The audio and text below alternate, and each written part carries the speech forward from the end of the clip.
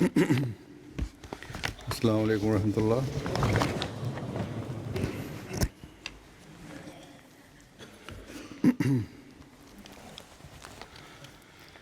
اشہد ان لا الہ الا اللہ وحدہ لا شریک لہ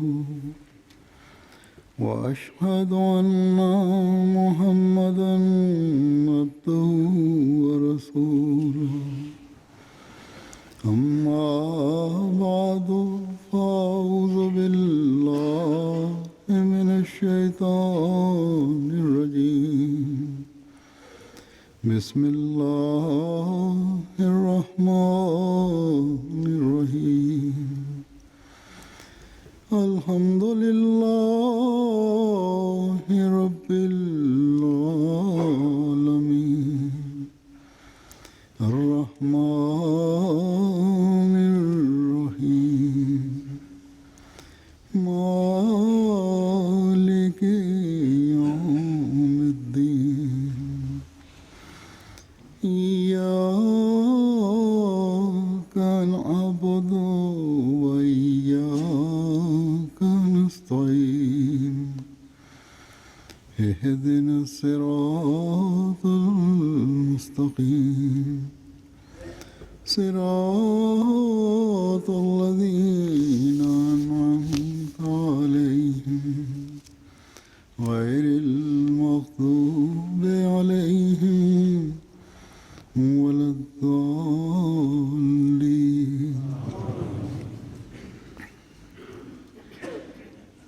حضرت مسیح موعود علیہ الصلوۃ والسلام دعا کی حقیقت بیان فرماتے ہوئے ایک جگہ فرماتے ہیں کہ یہ بھی لازم ہے کہ جیسے دنیا کی راہ میں کوشش کرتا ہے ایک انسان، ویسے ہی خدا کی راہ میں بھی کرے۔ پنجابی میں ایک مثل ہے، جو منگے سو مر رہے، مرے سو منگن جا۔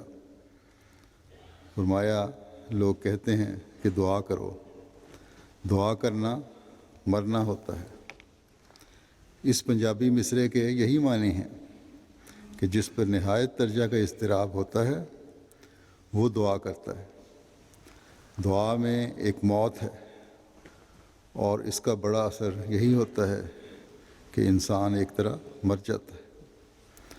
مثلا ایک انسان ایک قطرہ پانی کا پی کر اگر دعویٰ کرے کہ میری پیاس بجھ گئی ہے، یا یہ کہ اسے بڑی پیاس تھی، تو وہ جھوٹا ہے۔ ہاں، اگر پیالہ بھر کر پیوے تو اس بات کی تصدیق ہوگی۔ پوری سوزش اور گدازش کے ساتھ جب دعا کی جاتی ہے، حتیٰ کہ روح گداز ہو کر آستانہ الہی پر گر جاتی ہے، اور اس کا نام دعا ہے۔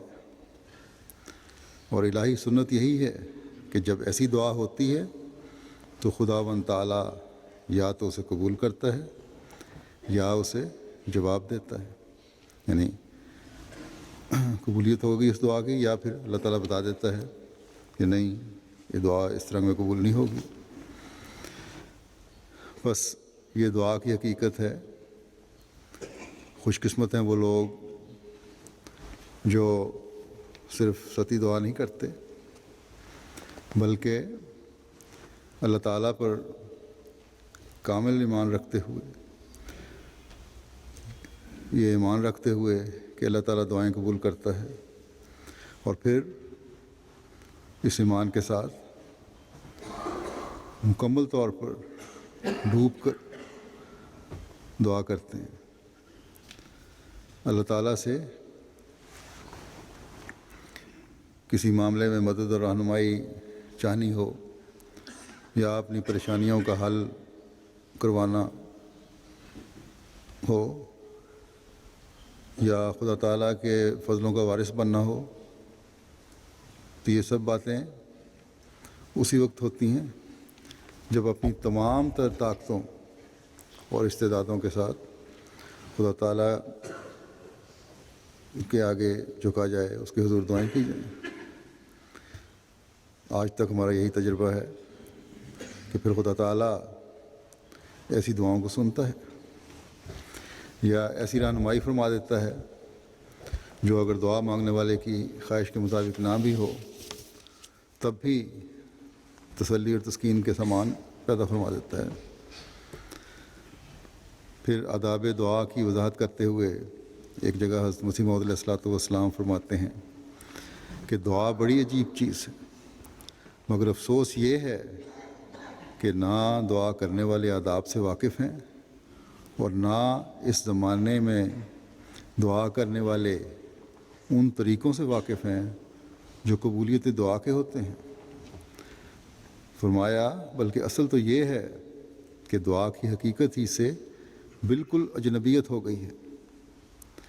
بعض ایسے ہیں جو سرے سے دعا کے منکر ہیں، اور جو دعا کے منکر تو نہیں مگر ان کی حالت ایسی ہو گئی ہے کہ چونکہ ان کی دعائیں بوجہ آداب دعا سے ناواقفیت کے قبول نہیں ہوتی ہیں، کیونکہ دعا اپنی اصل معنوں میں دعا ہوتی ہی نہیں، یعنی دعا کے آداب نہیں آتے، اور جب دعا کے آداب نہیں آتے تو دعائیں قبول نہیں ہوتی۔ لیکن فرمایا کہ اصل تو یہ ہے، حقیقت یہ ہے کہ جو دعا کے اصل معنی ہیں اس طرح دعا کی نہیں جاتی۔ فرمایا اس لیے وہ منکرین دعا سے بھی گری ہوئی حالت میں ہیں، ان کی عملی حالت نے دوسروں کو دہریت کے قریب پہنچا دیا ہے۔ دعا کے لیے سب سے اول اس امر کی ضرورت ہے کہ دعا کرنے والا کبھی تھک کر مایوس نہ ہو جاوے اور اللہ تعالیٰ پر سوء ظن نہ کر بیٹھے کہ اب کچھ نہیں ہوگا۔ اللہ تعالیٰ پر بدظنی نہیں ہونی چاہیے کہ کچھ نہیں ہوگا، بہت لمبا عرصہ میں نے دعا کر لی۔ بس حضرت مسیح موعود علیہ الصلوۃ والسلام نے دعا کی حقیقت و آداب کا یہ ادراک ہمیں عطا فرمایا، اور سب سے بڑھ کر اپنے ان صحابہ کو عطا فرمایا جن کی براہ راست تربیت آپ نے فرمائی۔ بلکہ آپ کی آمد سے جو دنیا میں ایک ہلچل مچی، اللہ تعالیٰ کی طرف سے بھی جو تحریک چلی، اس نے بھی بہت سے ایسے لوگوں کو جن کی اللہ تعالیٰ اصلاح کرنا چاہتا تھا، ان میں بھی دعا کی حقیقت اور آداب کا ادراک پیدا فرما دیا، اور یوں آپ پر ایمان اور بھی مضبوط ہو گیا ان لوگوں کا۔ اس وقت میں آپ کے زمانے کے اور آپ سے فیض پانے والے چند صحابہ کا ذکر کروں گا جنہوں نے دعا کی حقیقت کو جانا، اور اللہ تعالیٰ نے انہیں ان کی دعاؤں کی قبولیت کے نظارے دکھائے، اور جس سے ان کے ایمان بھی مضبوط ہوئے اور دوسروں کی ہدایت کا بھی باعث بنے وہ لوگ۔ حضرت میاں محمد نواز خان صاحب بیان کرتے ہیں کہ 1906 میں یہاں سیالکوٹ میں طاعون کا ازحد شور تھا، رسالہ بند ہو گیا، ہر طرف مردے ہی مردے نظر آتے تھے۔ مولوی مبارک صاحب صدر میں مولا بخش صاحب کے مکان پر درس دے رہے تھے، میں لیٹا ہوا تھا، مجھے بھی طاعون کی گلٹی نکل آئی۔ میں نے دعا کی کہ یا مولا، میں نے تو تیرے مامور کو مان لیا ہے اور مجھے بھی گلٹی نکل آئی ہے، بس اب میں تو گیا، مگر خدا کی قدرت کہ صبح تک وہ گلٹی غائب ہو گئی، اور میرا ایک ساتھی محمد شاہ ہوا کرتا تھا، اسے میں نے دیکھا کہ مرا پڑا ہے۔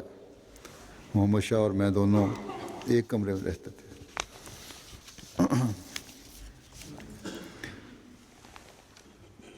پھر حضرت خلیفہ نور الدین صاحب سکنہ جموں فرماتے ہیں کہ میں ایک دفعہ جموں سے پیدل براہ گجرات کشمیر گیا، راستے میں گجرات کے قریب ایک جنگل میں نماز پڑھ کر اللہم انی اعوذ بک من الہم والحزن والی دعا نہایت زاری سے پڑھی، انتہائی اضطراب سے پڑھی،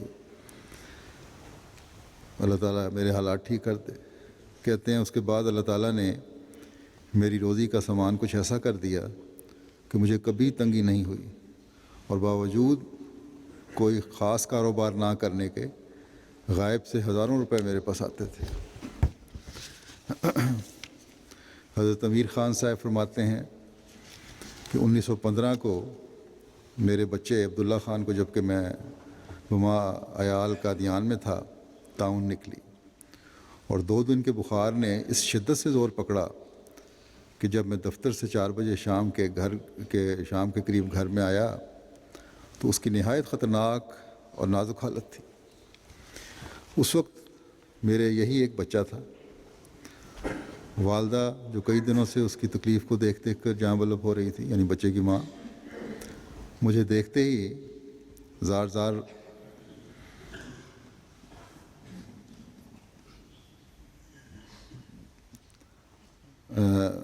رو دی اور بچے کو میرے پاس دے دیا۔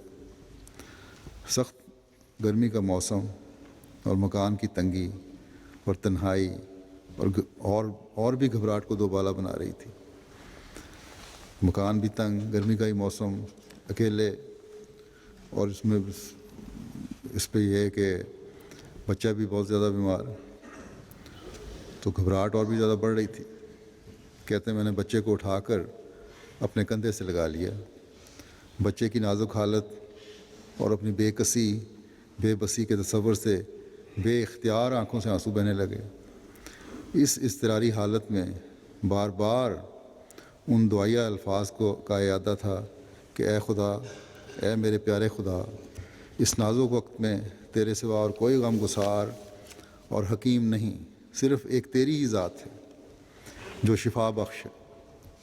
غرضی کہ میں اس خیال میں ایسا مستغرق ہوا کہ یکایک دل میں خیال ڈالا گیا کہ تو قرآن کریم کی دعا قلنا یا نارو کونی بردوں و سلامہ علی ابراہیم پڑھ کر بچے کے سر پر سے اپنا ہاتھ پھیرتے ہوئے نیچے کی طرف لا، اور بار بار ایسا کر۔ چنانچہ میں نے بچشم تر روتے ہوئے اسی طرح عمل شروع کیا، یہاں تک کہ چند منٹوں میں بچے کا بخار اتر گیا، صرف گلٹی باقی رہ گئی جو دوسرے دن آپریشن کرانے سے پھوٹ گئی، اور 4-5 روز میں بچے کو بالکل شفا ہو گئی۔ حضرت چودھری امیر محمد خان صاحب فرماتے ہیں کہ جب مجھے شفا خانہ ہوشیارپور میں علاج کراتے ایک عرصہ گزر گیا اور باوجود 3 دفعہ پاؤں کے آپریشن کرنے کے پھر بھی پاؤں اچھا نہ ہوا، تو ایک دن مس صاحبہ نے، جو بہت رحم دل تھی، یعنی انگریز نرس تھی اور خلیق تھی، مجھے کہا کہ اگر آپ اجازت دیں تو پاؤں کو ٹخنے سے کاٹ دیا جائے، کیونکہ اب ٹھیک نہیں ہو رہا ہے، گینگرین کی طرح کی صورت پیدا ہو رہی ہے، تاکہ مرض ٹخنے سے اوپر سرایت نہ کر جائے۔ میں نے گھر والوں سے مشورہ کر کے اجازت دے دی۔ اس پر مس صاحبہ نے بیوی کو دوسرے کمرے میں لے گئی، جس کمرے میں پاؤں کاٹنا تھا۔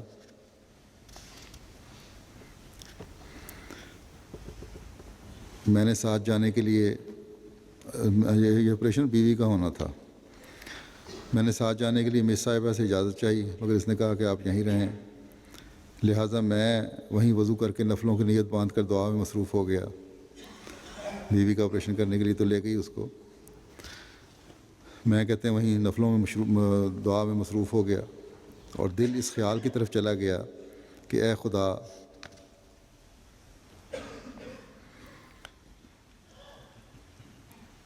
خدا تیری ذات قادر ہے، تو جو چاہے سو کر سکتا ہے، بس تو اس وقت پاؤں کو کاٹنے سے بچا لے، کیونکہ اگر پاؤں کٹ گیا تو عمر بھر کا عیب لگ جائے گا، تیرے آگے کوئی بات انہونی نہیں۔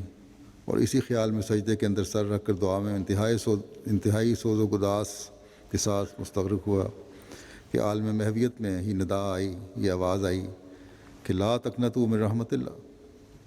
اور جب اس آواز کے ساتھ ہی میں نے سجدے سے سر اٹھایا تو کیا دیکھتا ہوں کہ مس صاحبہ، وہ نرس جو تھی، میری طرف دوڑی آ رہی اور آتے ہی کہا کہ سول سرجن صاحب فرماتے ہیں کہ اس دفعہ میں خود زخم کو صاف کرتا ہوں اور پاؤں نہیں کاٹتا، اس لیے کہ پاؤں کو ہر دفعہ کاٹا جا سکتا ہے، یعنی کہ پاؤں کو تو پھر بھی کاٹا جا سکتا ہے مگر کاٹا ہوا پاؤں ملنا محال ہے۔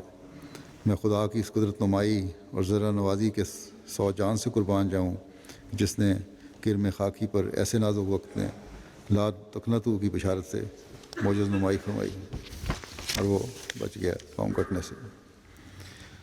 حضرت امیر خان صاحب فرماتے ہیں کہ ایک دفعہ 1925 میں جب کہ بوجہ زیادتی اخراجات کے انجمن میں تخفیف ہوئی اور میں بھی تخفیف میں آ گیا اور اخراجات خانگی نے مجھے ازحد پریشان کیا، تو میں نے اس تنگی میں سوائے خدا کے آستانے کے اور کوئی چارہ کار نہ دیکھا، لہذا میں اس کی جناب میں جھک گیا یہاں تک کہ رمضان المبارک آ گیا اور اس میں مزید دعاؤں کی توفیق ملی، اور پھر جب اعتکاف میں بھی اور بھی سوز و گداز کے ساتھ دعاؤں کا موقع میسر آیا، تب الہام ہوا، پنجابی میں الہام ہوا ان کو کہ دم وٹ زمانہ کٹ بھلے دن آون گے۔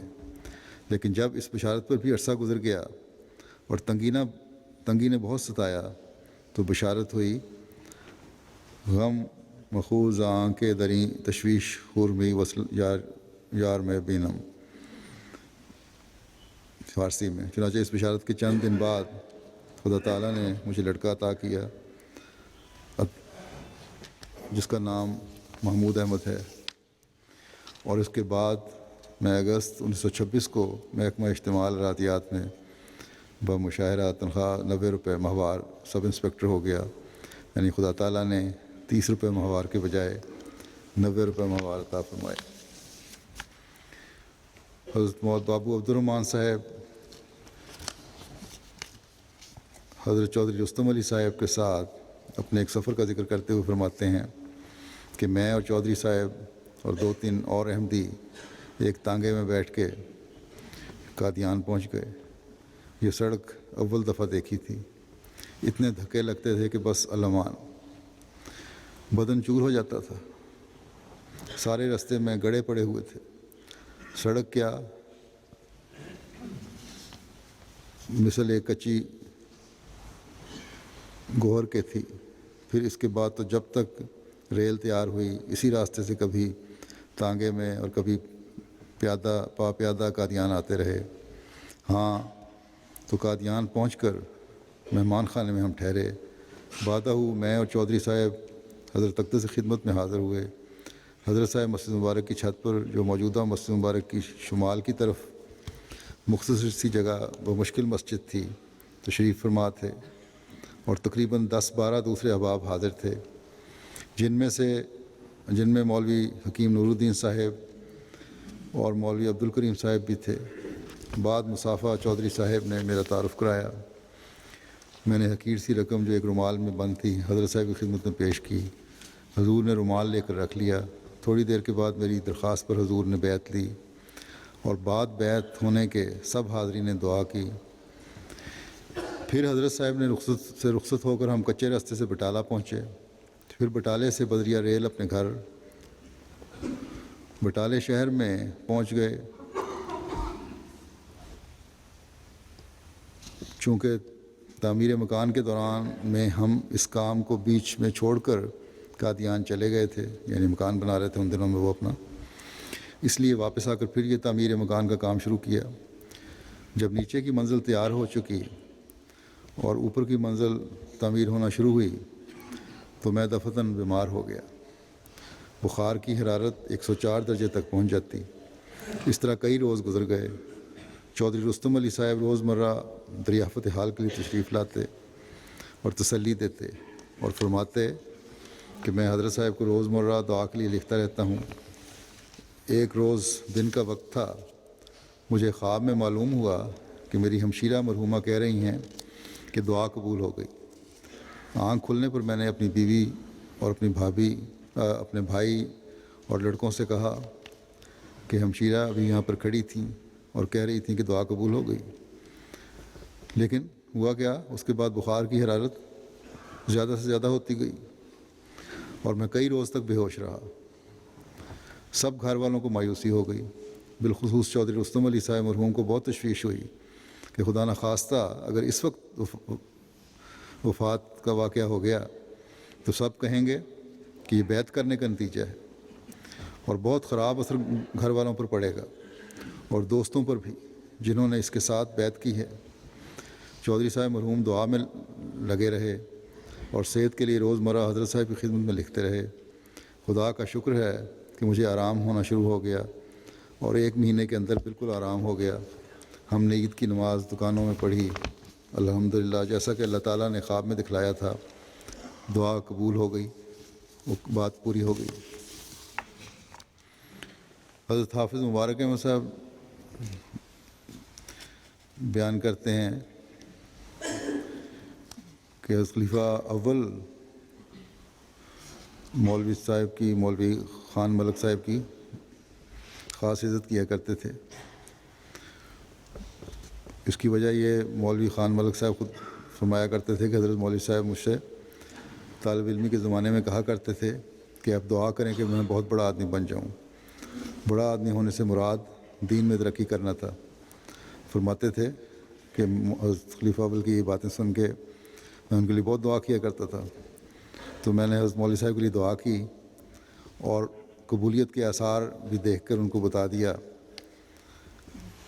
کہ آپ بڑے دینی عالم بن جائیں گے، اور یہی مراد تھی ان کی دعا کرنے سے، بڑا دین کا بڑا رتبہ مجھے حاصل ہو جائے۔ حضرت عبدالستار صاحب ولد عبداللہ صاحب فرماتے ہیں کہ حضور کی پیشگوئی آفت دیارو محلوہا و مقاموہا کے بعد، یعنی عارضی رہائش کے مکانات بھی مٹ جائیں گے اور مستقل رہائش کے بھی۔ یہ الہام تھا حضرت مسیح علیہ السلام کا۔ کہتے ہیں کہ اس کے بعد زلزلے سے 3 دن پہلے مجھے خواب آئی کہ حضور ہمارے گھر ہماری چارپائی پر بیٹھے ہوئے ہیں۔ اس پر میں نے عرض کیا کہ ہمارے گاؤں والے مجھے سخت تکلیف دے رہے ہیں، آپ میرے لیے دعا فرمائیں۔ اس پر حضور نے پنجابی میں ہی فرمایا، میں تو یہی کام کرنا ہونا، یعنی میں تو یہی کام کرتا ہوں۔ خواب میں ان کو بتایا گیا۔ اس پر دوبارہ حضور کہ میں نے عرض کی میرے واسطے علیحدہ دعا کی جائے، تو حضور نے میرے بائیں بازو کو پکڑ کر ایک ہاتھ سے ہی دعا کرنی شروع کر دی۔ خواب میں نے دونوں ہاتھ سے دعا کرنی شروع کر دی۔ دعا کر ہی رہے تھے کہ بہت سخت زلزلہ آ گیا۔ میں گرنے کو ہی ہوا تھا کہ حضور کو میں نے جس طرح زور سے پکڑ لیا، بغل گیر ہو گیا، اور کہتے ہیں جب ہی پڑے ہی مجھے جاگ آ گئی۔ صبح سویرے میں قادیان آیا تو حضور نے بڑے باغ میں خیمہ لگایا ہوا تھا۔ جب میں خیمے کی طرف گیا تو حضور باہر ٹہل رہے تھے۔ میں نے سلام و آداب کیا اور مصافحہ کیا۔ میں نے عرض کی کہ حضور میں ایک خواب سنانا چاہتا ہوں۔ اس پر حضور نے اجازت دی اور یہی خواب میں نے حضور کو سنائی تو حضور نے یہ لفظ تم بچائے جاؤ گے قریباً 3 دفعہ دہرائے۔ کہتے ہیں ہمارے گھر تعاون آئی۔ اس کے بعد کیا ہوا کہ تعاون آ گیا، میری بیوی اور لڑکی دونوں کو تعاون ہو گئی۔ تو لوگوں نے کہا کہ یہاں 10-10 12-12 آدمی روز مرتے ہیں، اگر تم مر گئے تو تمہاری قبر کون کھودے گا، کیونکہ احمدیوں کے قریب کوئی نہیں آئے گا، تمہاری میت کو کون اٹھائے گا اور غسل دے گا۔ اس پر میں نے جواب دیا کہ ہم کو خدا کو سونپو۔ میری بیوی قریب المرگ ہو گئی۔ میں نے خدا کے حضور وضو کر کے یہی دعا کی کہ اے مولا، ہماری قبر بھی کوئی کھودنے والا نہیں اور اٹھانے والا اور غسل دینے والا بھی کوئی نہیں۔ اس وقت میرے پاس سنگترے تھے، وہ چھیل کر اپنی بیوی کے منہ میں ڈالتا رہا۔ جب اس نے کھا لیے تو میری بیوی کو دست آئے اور ساتھ ہی بخار بھی ٹوٹ گیا۔ میری لڑکی کے پھوڑے پر آگ کا دودھ، ایک پودا ہوتا ہے آگ، اس کا دودھ لگایا تو اس کو بھی آرام آ گیا۔ اور پھر خدا کے آگے میں نے دعا کرنے لگا اور پنجابی میں ہی دعا کی کہ میں الحمد پڑھتا تھا تو یہ لفظ خود بخود میری زبان سے رواں تھے، کل سیرو فی الارض کیفا کانا حافظ علیہ۔ اس پر میری بیوی اور لڑکی بچ گئی۔ اس وقت میں بھی حضور کی بات یاد آئی کہ تم بچائے جاؤ گے۔ 3 دفعہ حضرت مسیح علیہ السلام نے فرمایا تھا کہ تم بچائے جاؤ گے، تم بچائے جاؤ گے، اور اللہ کے فضل سے وہ بچائے گئے۔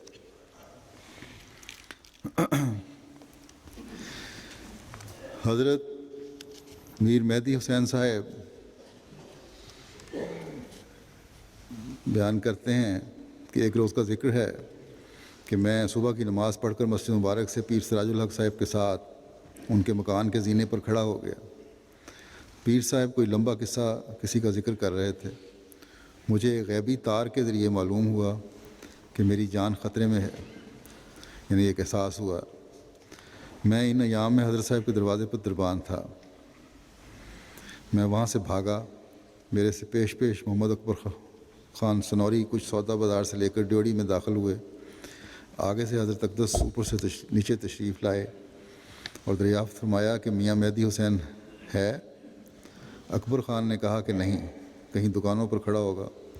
میں نے مان آواز دی کہ حضور میں حاضر ہوں۔ اکبر خان صاحب نے کہا کہ اب کہیں سے آ گیا ہوگا۔ اس پر حضور نے مجھے حکم دیا کہ یہ قرآن شریف لے جاؤ اور فلاں مضمون کی آیت دریافت کر کے اس پر نشان کر کے لے آؤ۔ اس وقت کہتے ہیں میں ایسی حالت میں غرق ہوا کہ میں چاہتا تھا کہ میں خود ہی وہ آیت نکال کر پیش کر دوں جس کی حضرت مسیح علیہ السلام کو تلاش تھی، لیکن ممکن معلوم نہ ہوتا تھا یہ۔ میں نے جناب الہی میں دعا کی، فوری دعا کس طرح قبول ہوئی اللہ تعالیٰ نے کی۔ کہتے ہیں وہیں میں نے کھڑے کھڑے جناب الہی میں دعا کی کہ وہ آیت مجھے ہی بتلا دی جائے۔ یہ دعا کر کے میں نے قرآن شریف کھولا تو میری پہلی نظر ہی اس آیت پر پڑی جو حضرت اقدس کو مطلوب تھی۔ میں نے عرض کی کہ حضور آیت یہ موجود ہے۔ فرمایا ہاں حکیم فضل الدین صاحب سے پوچھ کر آؤ، یعنی حکیم فضل الدین صاحب کے پاس بھیجا تھا کہ ان سے نکلوا لاؤ۔ تو میں نے عرض کی کہ حضور آیت یہ موجود ہے۔ پھر آپ نے فرمایا کہ ہاں حکیم فضل الدین صاحب سے پوچھ کے آؤ۔ میں نے پھر عرض کیا کہ حضور آیت تو یہ موجود ہے، اب حکیم فضل الدین صاحب سے کیا پوچھنا ہے؟ حضور نے پھر میرے ہاتھ سے قرآن شریف لے کر اس آیت کو دیکھا اور فرمایا کہ ہاں یہی ہے۔ پھر آپ اوپر تشریف لے گئے۔ حضرت حافظ غلام رسول صاحب وزیر آبادی بیان کرتے ہیں کہ مجھے مسلسل اور منظم طور پر یاد نہیں، متفرق طور پر یہ بات یاد آئی ہے کہ گزشتہ مذکور مباحثے کے بعد ایک اشتہار حضرت مسیح موعود علیہ السلام کی طرف سے نکلا کہ جلسہ مہوتسو کے متعلق تھا۔ اس میں حضرت صاحب کا یہ الہام درج تھا کہ میرا مضمون بالا رہا جو اسلامی اصول کی فلاسفی کے بارے میں۔ میں اس وقت کچھ بیمار تھے کہتے ہیں کسی وجہ سے، مگر چونکہ ایک بڑا بھاری دعویٰ تھا اور بیماری بھی ایسی تھی کہ بہت زیادہ کمزوری تھی، دعویٰ حضرت مسیح موعود کو بڑا بھاری تھا کہ میرا مضمون سب پر بالا رہے گا، بجوز تائید الہی کے کون کہہ سکتا ہے یہ بات۔ کہتے ہیں کہ میں اپنے اہل حدیث مولوی کو لاہور میں جو تھا افتاؤں خیزاں بڑی مشکلوں سے گرتے پڑتے، اس کو ساتھ لے کر جلسہ گاہ میں پہنچا۔ مولوی ثناء اللہ اور مولوی محمد حسین بٹالوی وغیرہ کے لیکچر بھی سنے، مگر سب پھیکے اور بے اثر۔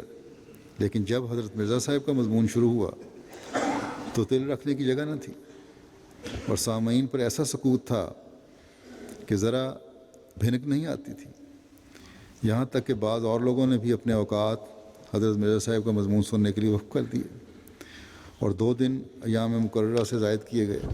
جب یہ مضمون آخر میں پہنچا تو میں نے اسی وقت اسی جگہ ہاتھ اٹھا کر جناب الہی میں دعا کی کہ یا اللہ، یہ دیکھیں اللہ تعالیٰ پھر رہنمائی کس طرح فرماتا ہے سعید فطرت لوگوں کی، کہ یا اللہ اگر یہ تیرا وہی بندہ ہے جس کی نسبت تیرے پیارے رسول صلی اللہ علیہ وسلم نے پیشگوئی فرمائی ہے تو اس کی برکت سے مجھے اس بیماری سے شفا بخش دے۔ الغرض جلسہ ختم ہونے کے بعد جب میں جلسہ گاہ کے بڑے دروازے سے باہر نکلا تو اللہ کی قسم مجھے ایسا معلوم ہوا کہ مجھے کوئی بیماری نہ تھی۔ اس دن سے آج تک پھر اس بیماری نے عود نہیں کیا، دوبارہ نہیں آئی۔ چنانچہ یہ امتیوی ہوئے۔ حضرت اللہ بخش صاحب بیان کرتے ہیں کہ کرم دین کے مقدمے میں پہلے چندو لال آریہ منصف تھا، پھر ایک دوست تھا آریہ گردھاری لال اکاؤنٹنٹ، اس نے آ کر مجھے یہ خبر دی۔ کہتے ہیں میرا ایک دوست تھا آریہ دوست تھا گردھاری لال اکاؤنٹنٹ تھا، اس نے آ کر مجھے یہ خبر دی کہ ہماری کمیٹی میں فیصلہ ہو چکا ہے کہ مرزا صاحب کو سخت سزا دی جائے۔ میں نے یہ خبر سن کر حضرت صاحب کی خدمت میں بیان کی۔ آپ نے فرمایا کہ دعا کرو، ان کو بھی کہا کہ دعا کرو۔ کہتے ہیں میں واپس آ گیا۔ خیر جب امرتسر گیا تو صبح کی نماز کا وقت تھا۔ میں مسجد گیا اور مسجد کی ڈاٹ میں بیٹھا ہوا تھا اور غالباً درود شریف پڑھ رہا تھا کہ میرے دائیں کان میں، جو قریباً بند ہے، ان کا دایاں کان بند تھا، اور کہتے ہیں اس وقت بھی بند تھا، زور سے آواز آئی کہ چندو لال فیصلہ سنانے سے پہلے مر جائے گا۔ پھر میں حضرت صاحب کی خدمت میں آیا اور عرض کی کہ حضرت یہ آواز مجھے اس کان میں بہت زور سے پڑی ہے کہ چندو لال فیصلہ سنانے سے پہلے مارا جائے گا۔ آپ نے فرمایا کہ یہ مبشر خواب ہے اور دعا کرو۔ اس کے بعد میں نے رویا میں دیکھا کہ ایک مسلمان مجسٹریٹ ہے جس نے آتما رام کو سفید گلاس میں پانی پلایا ہے۔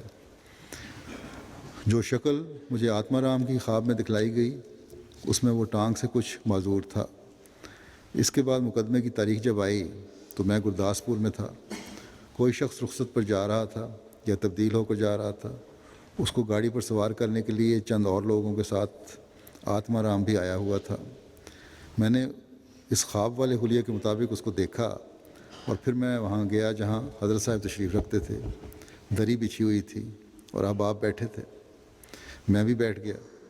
جس وقت پھر آتما رام اسٹیشن سے واپس آیا، عدالت میں آیا تو جہاں ہم بیٹھے تھے عدالت کے کمرے کا 2 ہی رستہ تھا۔ میں نے کسی دوست سے پوچھا کہ یہ شخص کون ہے؟ اس نے کہا کہ اس کے پاس مقدمہ ہے حضرت صاحب کا۔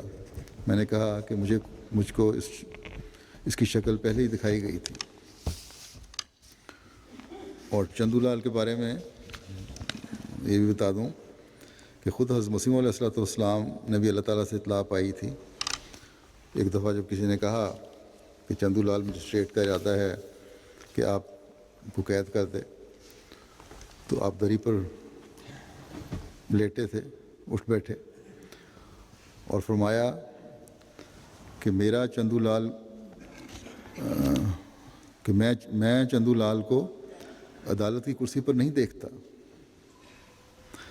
چنانچہ آخر وہ اس عہدے سے اس کی تنزلی ہو گئی، نیچے چلا گیا اور ملتان میں اس کی تبدیلی ہو گئی۔ پھر پینشن پا کے لدھیانہ آ گیا اور آخر انجام بھی اس کا بڑا بھیانک ہوا کہ پاگل ہو کر پھر وہ مرا۔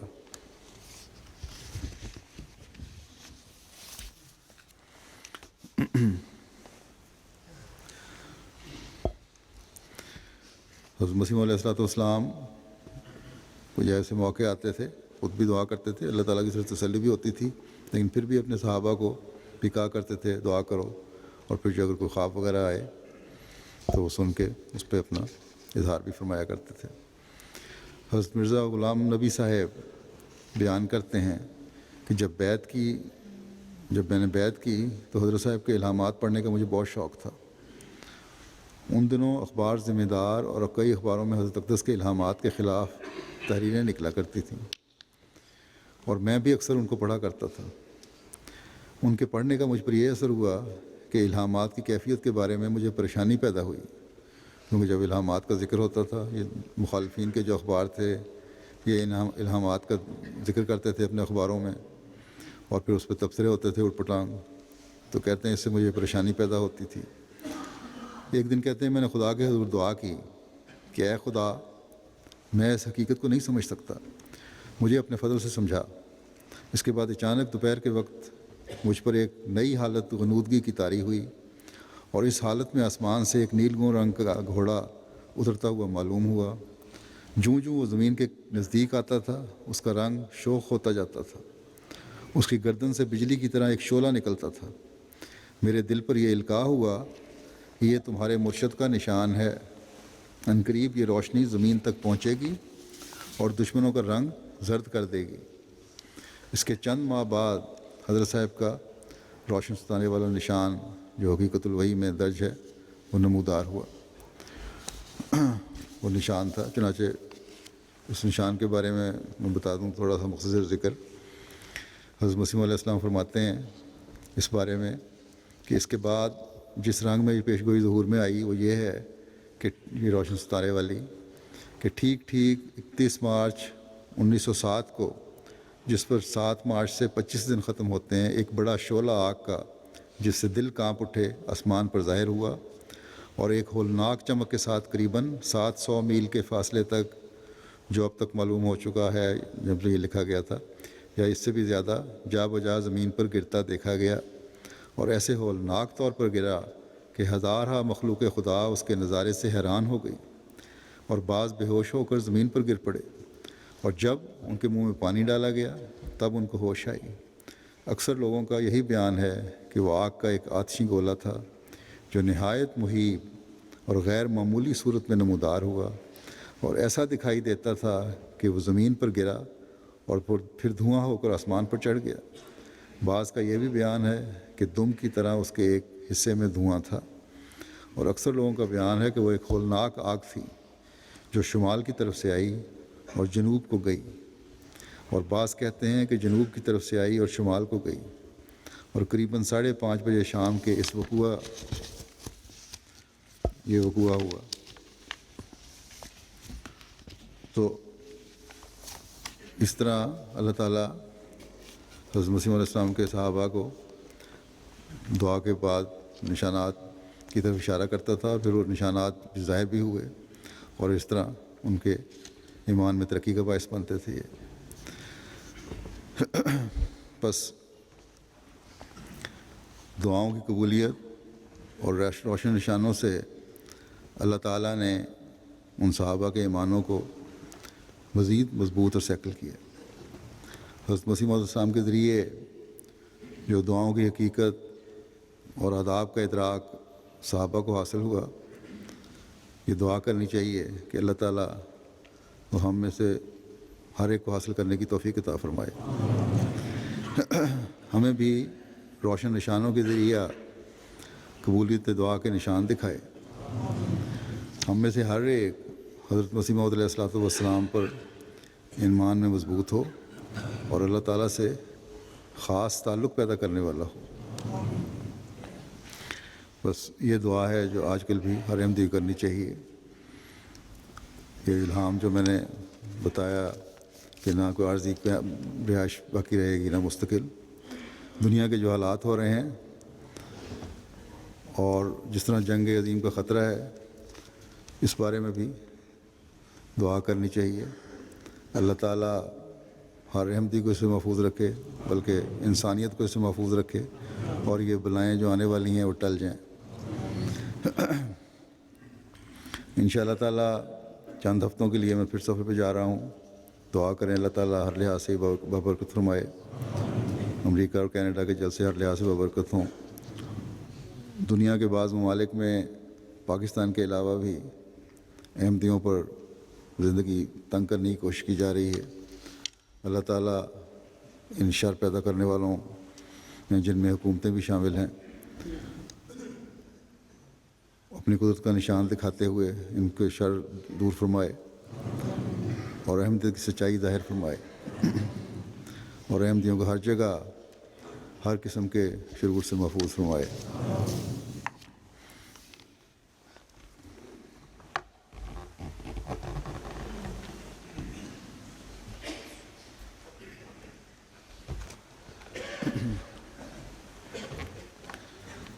الحمد لله نحمده ونستعينه ونستغفره ونؤمن به ونتوكل عليه ونعوذ بالله من شرور أنفسنا ومن سيئات أعمالنا،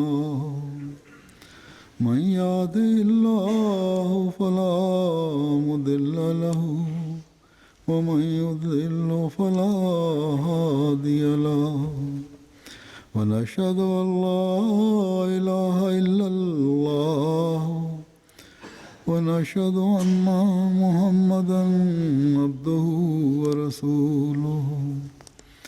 عباد الله رحمكم الله، إن الله يأمر بالعدل والإحسان وإيتاء ذي القربى وينهى عن الفحشاء والمنكر والبغي يعظكم لعلكم تذكرون اذكروا الله يذكركم وادعوه يستجب لكم ولذكر الله أكبر.